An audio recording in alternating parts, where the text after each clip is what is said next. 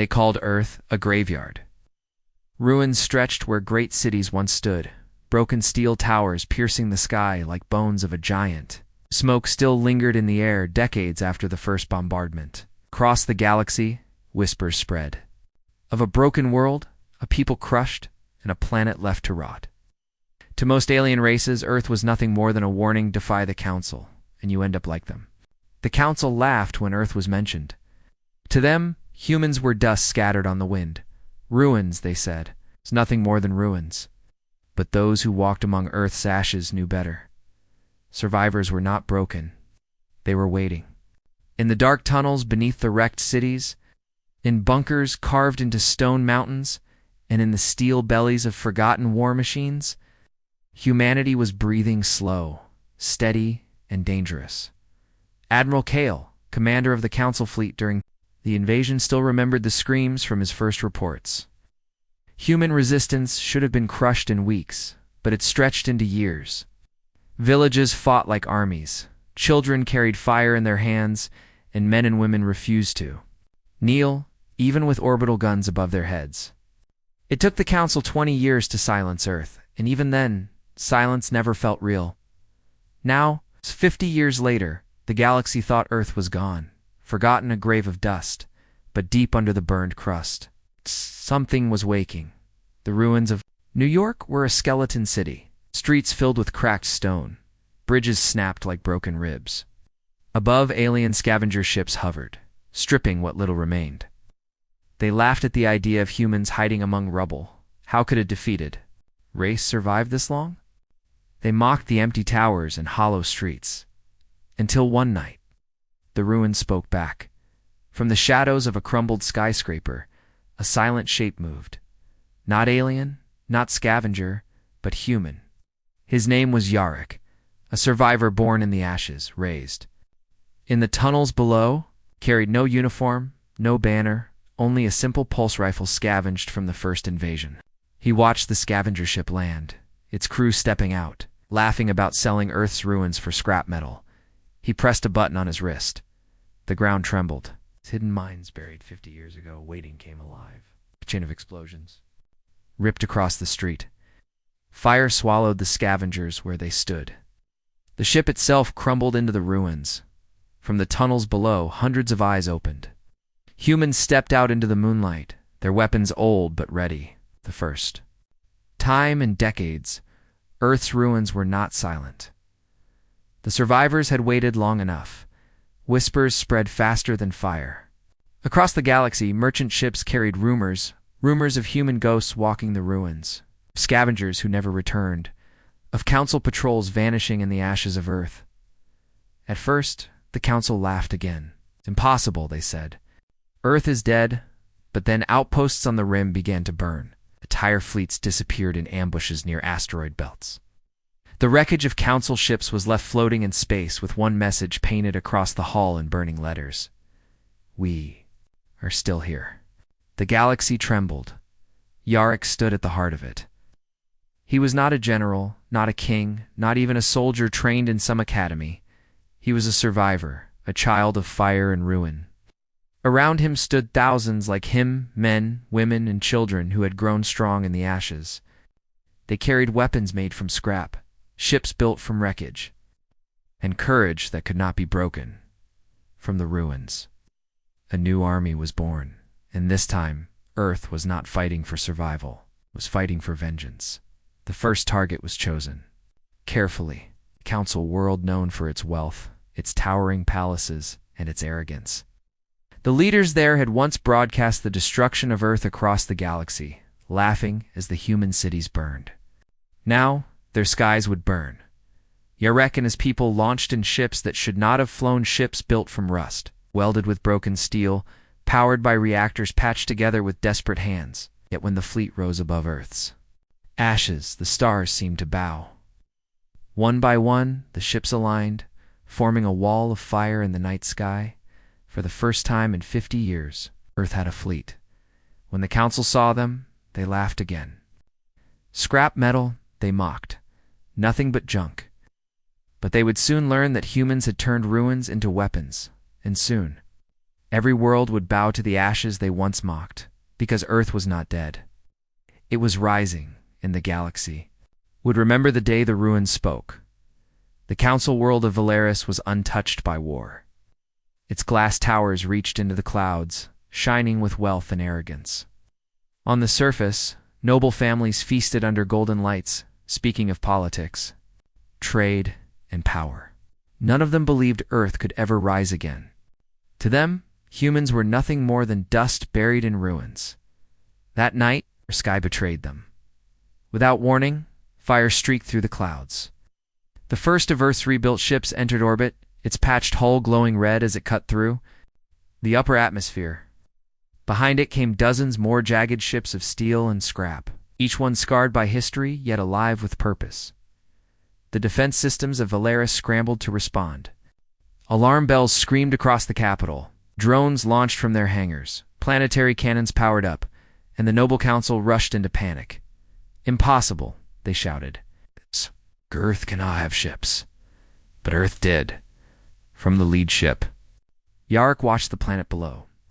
His hands trembled not from fear, but from the weight of 50 years of waiting. Around him, men and women who had grown up in ruins stood ready. Some had never seen stars until this moment. Now they would paint those stars with fire. "Today," Yarrick said over the coms, his voice hard as iron, "we stop being ghosts. Today the galaxy remembers Earth." The human fleet moved. Valeris's defenses fired first. Bright beams lanced through the sky, striking against human ships. One exploded instantly, a ball of flame tearing it apart. Another ship cracked in half, its crew screaming into the void. The council nobles cheered at the sight. "See, scrap cannot fight warships." But then the humans answered, hidden panels slid open on Earth's rebuilt ships, revealing weapons that were not alien-made, but human-forged from scavenged steel and twisted engineering.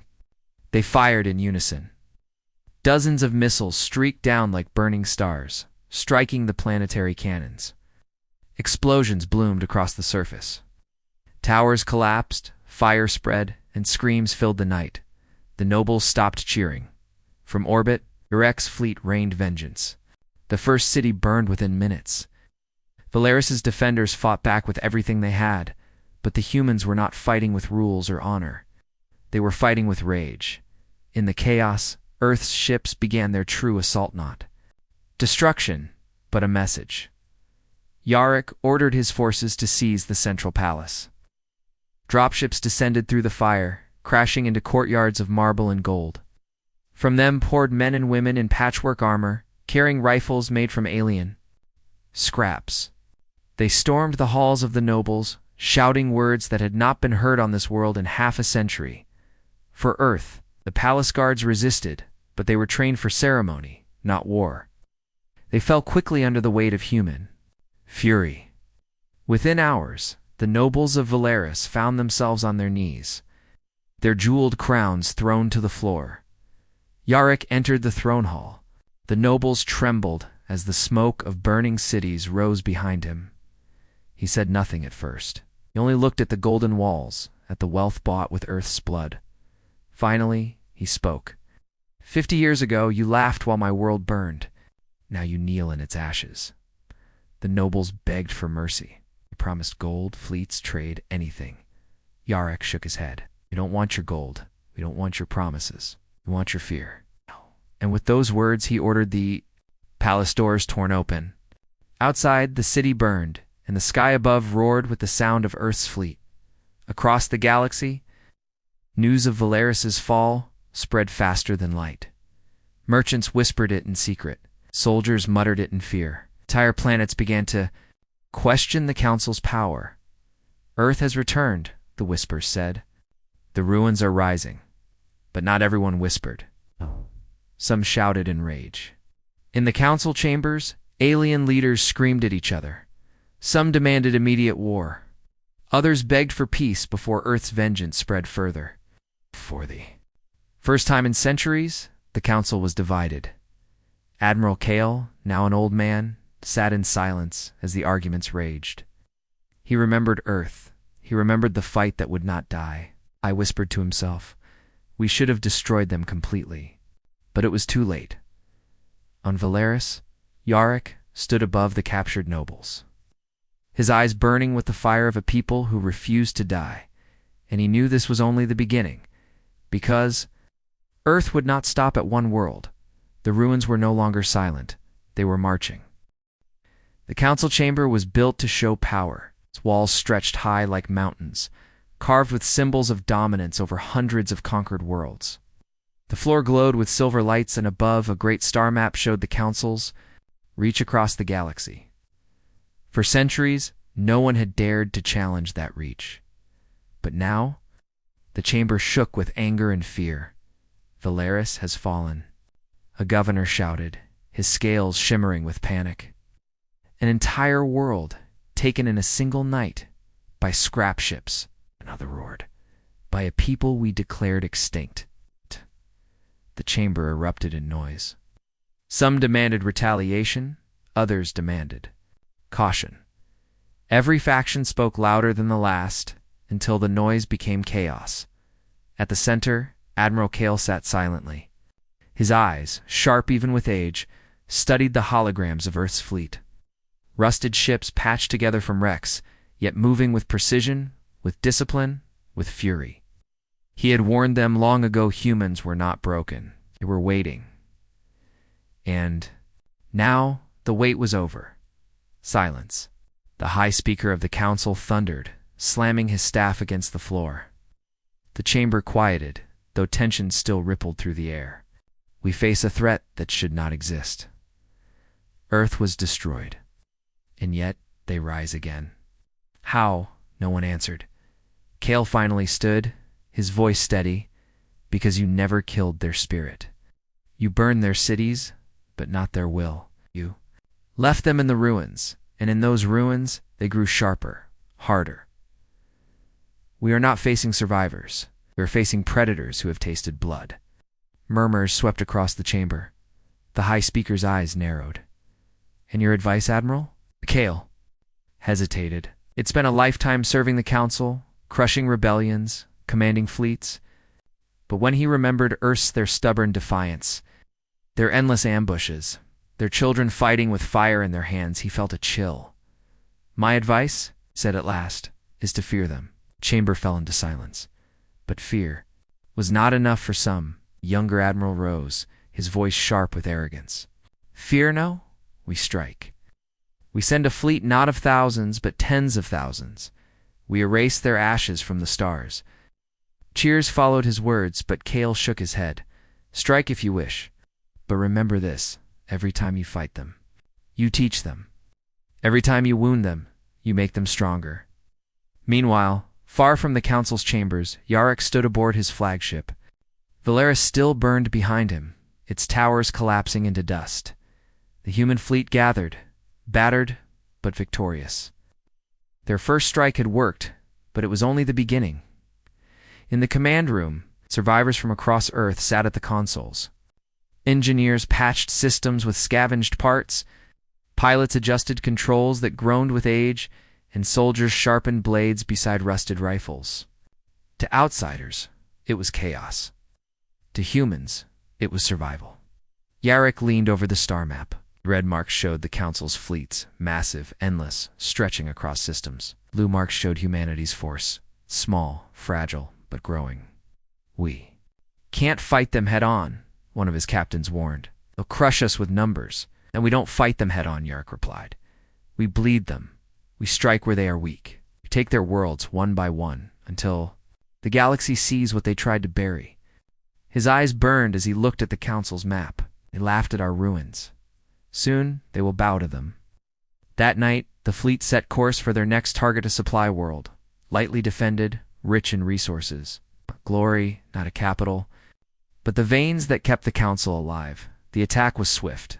Human ships struck like shadows, cutting supply lines, burning depots, and vanishing into the void.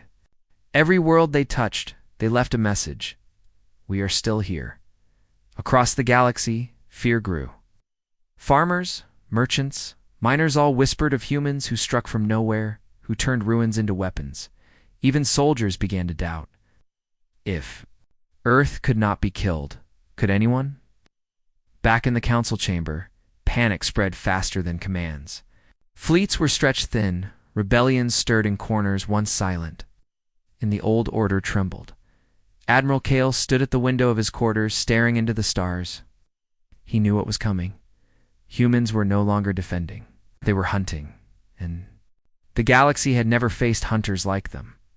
The ruins were no longer a warning of defeat. They were becoming the banner of vengeance. The supply world of Terrenos was smoke and ruin. Its fuel depots burned, its space docks lay in twisted pieces, and its skies carried the scars of Earth's sudden strike. What was once a lifeline of the Council now drifted in silence, its wreckage glowing red against the void. The galaxy could not believe it. Everywhere, whispers grew louder. Merchants asked each other in hushed voices, "How can Earth fight again?" Farmers told stories to their children, "The ghosts of humanity walk once more." Soldiers who once laughed at the name of Earth now tightened their grips on their weapons. When they heard it, and in the council chambers, fear had turned to rage. "This is no rebellion," shouted the younger admiral, his voice echoing through the hall. "This is war. If we do not end it now, they will spread like a fire across the stars." The High Speaker's eyes burned with anger. "Then end it. Assemble the Grand Armada, 10,000 ships.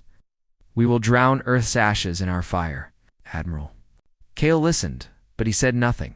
He knew the truth. Numbers alone would not defeat humanity. He'd seen them fight too long ago, seen their fury, their cunning. He knew every alien in that chamber was underestimating Earth once again. But no one listened. They never did. Far from the Council's debates, Yarick's fleet drifted in the shadows of an asteroid belt. Their ships, scarred from the battles of Thalaris and Terranos, floated like ghosts. Inside, the survivors worked endlessly patching broken engines, welding holes in the hull, scavenging every scrap they could find. 2 ships lost at Terranos, a captain reported. Ow. 3 more damaged. "If they hit us with full fleets, we won't last long." Yarick stood at the center, his hand resting on the star map. "They will come with everything they have, but we won't fight them on their terms. We'll make the stars themselves our weapon." Ow. Someone asked. Yarick's eyes narrowed. "By becoming what they fear most, unseen, unstoppable, everywhere at once." For weeks, the humans vanished into the dark. The Council spread their grand armada across the galaxy, hunting the ruins. They chased shadows, struck empty systems, wasted fuel and time. But wherever they were not, humanity struck. Convoys disappeared. Communication stations were destroyed. Worlds fell into silence, and every wreck left behind carried the same words. Burned into metal, carved into stone, painted in fire. We are Earth. It was more than war. It was a message. In the farthest colonies, slaves rose up, inspired by the whispers. Soldiers deserted, afraid of fighting enemies who struck from the dark. The Council's iron grip began to crack in the council chamber. Panic returned. "How do we fight shadows?" one governor cried. "They are not shadows," Admiral Kale said at last. His voice was calm, steady, cutting through the fear. "They are hunters, and we are their prey." But his warning was drowned. In anger, the younger admiral slammed his fist on the table. "And we'd lure the hunters, force them into the open, strike at their heart." "And where's their heart?" someone asked bitterly. For a moment, silence. Then the younger admiral smiled cruelly. "Earth," he said. Gasps filled the chamber. The idea itself felt unthinkable. Earth was dead, broken, buried under ruins. Yet the thought spread quickly. What better way to crush their spirit than to burn what remained of their world once more? The High Speaker agreed. "So be it. We gather the Grand Armada. We march to Earth, and we end this nightmare." The chamber roared with approval, though Admiral Kale's face darkened. He knew what awaited them. Far away, on the bridge of his ship, Yarick watched his people repair weapons, sharpen blades, prepare for war. He could feel it, the storm coming.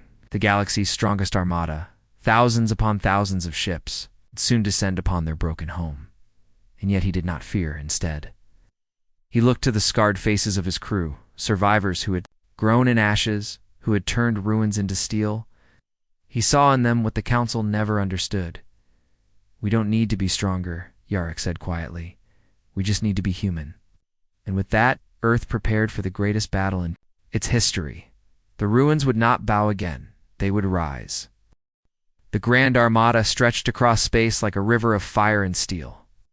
Thousands of Council ships, gleaming and perfect, moved in formation toward Earth.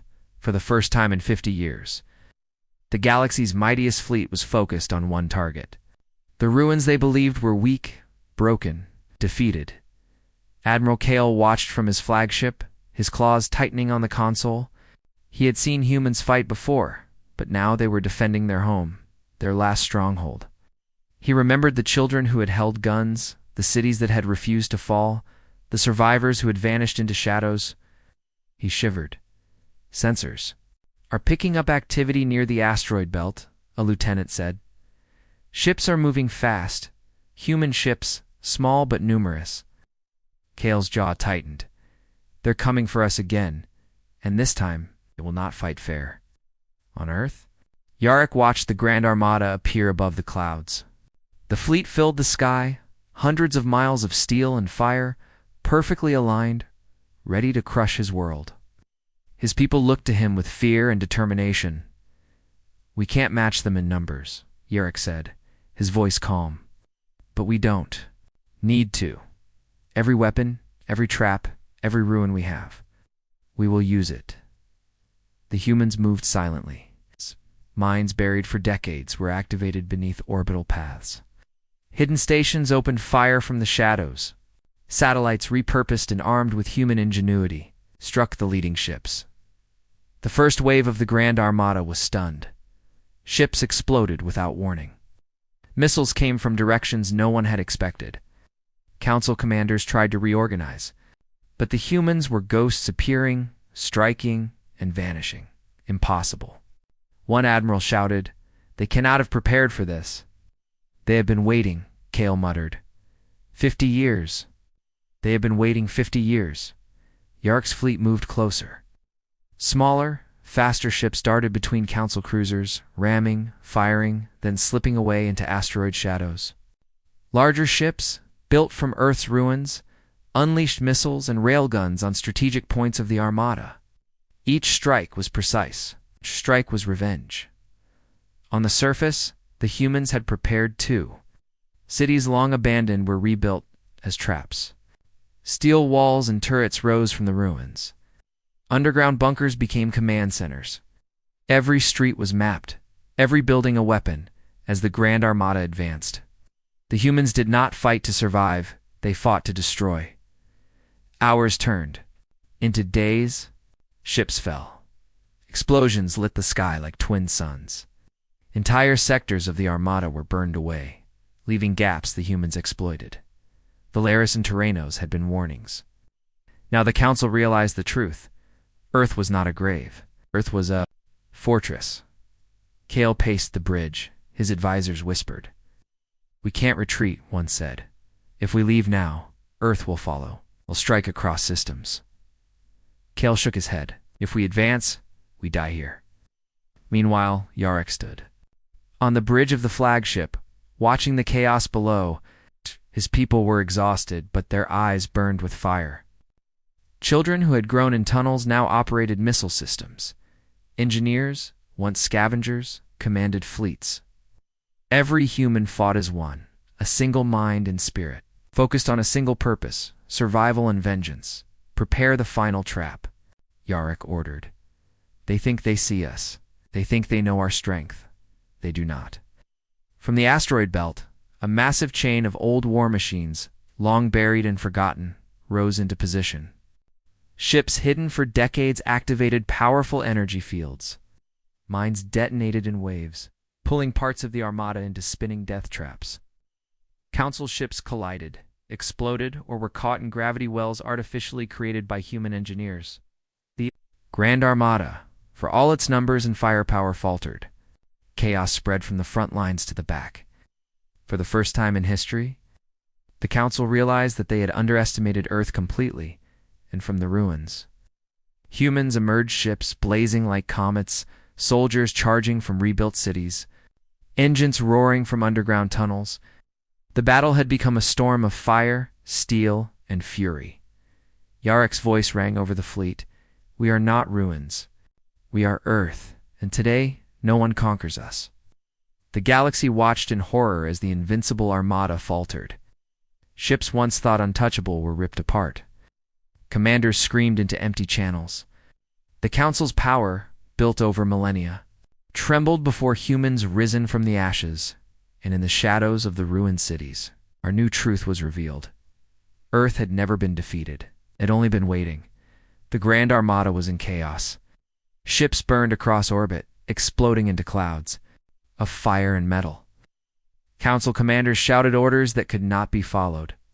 Every plan they had, every strategy they trusted, fell apart under Earth's relentless strikes. Admiral Kale watched helplessly from his flagship. "They are not just surviving," he muttered. "They are hunting." Across the surface, Yarek's fleet moved like shadows. Smaller ships darted between the Council's ranks, striking critical points and vanishing before the enemy could respond. Missiles, energy blasts, and hidden weapons erupted from ruins on the planet below. Every strike was precise, calculated, and merciless. "Sir," a captain reported, "we've damaged over half their front fleet. The rest is disorganized. They're retreating." Yarek's eyes did not leave the star map. "Not yet," he said. "Let them think they survive. Then we finish them." He pressed a button, and across Earth, a new signal echoed. Old satellites, long buried and repurposed, activated in unison. Energy beams shot into space, cutting off escape routes and creating traps that the Council fleet could not see. Ships ran into deadly barriers, exploding in midair. Chaos multiplied like a virus. In the Council chamber, panic reached fever pitch. The High Speaker slammed his staff against the floor. "Cannot hold them," he shouted. "Every fleet, every world is under attack." Admiral Kale stepped forward. "Sir," he said quietly, "it's too late. We taught them to wait. To survive, to strike back. They are no longer the humans you knew. They are the hunters now." The chamber went silent. None of the Council leaders wanted to believe it, but the evidence was clear. Reports of destroyed fleets, fallen outposts, and entire systems under fire filled every channel. Meanwhile, on Earth, Yark prepared the final move. He had one target left, the Council flagship itself, where the High Speaker and his advisors commanded the remaining armada. Taking it would not just be victory, it would shatter the Council's morale forever. Plan was daring. Human ships, disguised as debris and ruins, approached the flagship. Mines detonated to mask their approach. Hidden fighters surged from shadowed corners. Missiles rained from orbit. The Council's defenses, expecting a traditional assault, were caught completely off guard. Yark's small strike team entered the flagship. They moved silently through corridors, cutting power, disabling communication, and eliminating guards with precision. Every step was calculated, every action deadly in the command room. The High Speaker looked up, shocked as alarms screamed. Screens flashed red, showing intruders on board his ship. Soldiers scrambled, but it was too late. Yarek stepped forward, rifle in hand. "We are Earth," he said, "and your reign ends today." The High Speaker trembled. He had ruled the galaxy, for centuries, crushed countless worlds, but he had never faced an enemy like this. The humans had risen from ruins, survived everything, and now stood before him alive, unbroken, unstoppable on Earth. Explosions lit the night. Across the galaxy, systems under attack cheered quietly for a race long thought dead. Of humanity, the people who refused to die spread faster than fire. Every corner of the Council Empire began to realize the truth. Humans were no longer weak. Humans were unstoppable. Yarek's victory was not just for Earth, it was a message. Every world that had mocked the ruins, laughed at the ashes, would now see what survival really meant. By the time the Council realized what had happened, the flagship had fallen, the High Speaker captured, and the Armada in retreat.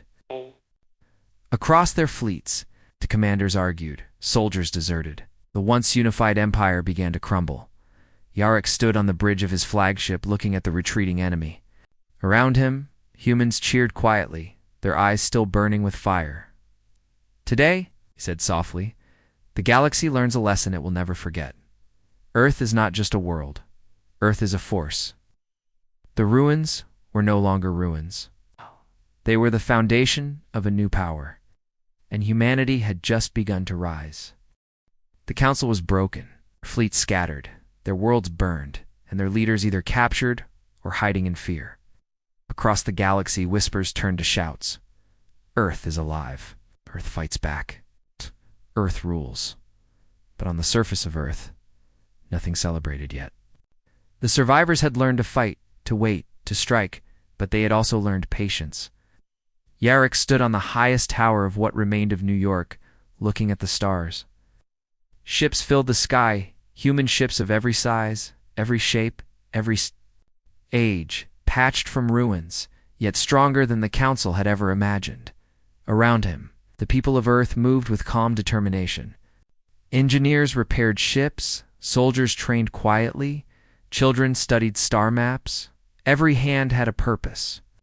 Every eye burned with the memory of fire, of loss, and of vengeance. "Commander," a lieutenant said, bowing slightly. "Council forces are regrouping in 3 systems. They may try one last strike." Yarrick nodded. "Let them come. They will find only ruin waiting, and humanity ready." The first wave of the council's remnants approached cautiously. Once they would have thought victory was theirs. Once, Earth would have fallen. But now, they faced something they could not destroy. As the fleets collided above Earth, the survivors unleashed their final strategy. Hidden satellites fired concentrated energy beams tearing through the council ships. Mines long buried and newly armed detonated in waves, sending massive debris into the enemy. Human ships surged from shadowed corners, ramming, firing, and vanishing into the darkness. The council's command channels erupted in panic. "How can this be?" commanders shouted. "They are everywhere. They're in our ships, in our stations, in every system we control." Kale, watching from his old flagship, finally whispered the truth. "They are not just survivors. They are humanity at its strongest." On the ground, Yarrick's forces moved again. The ruined cities had become living fortresses. Streets once empty now bristled with energy turrets. Bunkers and tunnels became ambush points. Humans moved like shadows through their own world, striking. From places the enemy could not anticipate, the High Speaker, once arrogant and untouchable, now sat captured aboard Yarrick's flagship.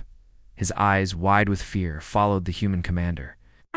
Why do you fight like this?" He asked. Yarrick's gaze was steady. "Because you thought we were ashes. You thought ruins could not fight back.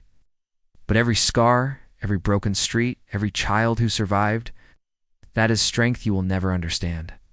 With one final coordinated strike, the remaining council fleets shattered. Ships exploded in firestorms across orbit, leaving behind only silence and drifting wreckage. Across the galaxy, systems that once trembled under the council now breathed freely. Earth had proven its power. Earth had risen.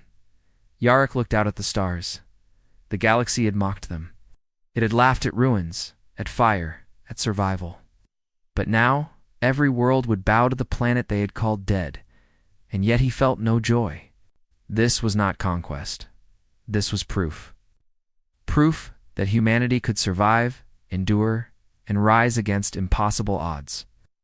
The galaxy would remember this lesson, but Earth would not become tyrants. They had learned the cost of war too well. From the ruins, humanity reached out. Systems that had once feared Earth were offered aid, rebuilding, and protection. Messages spread across the stars. We are strong, we are human, and we will not be broken again.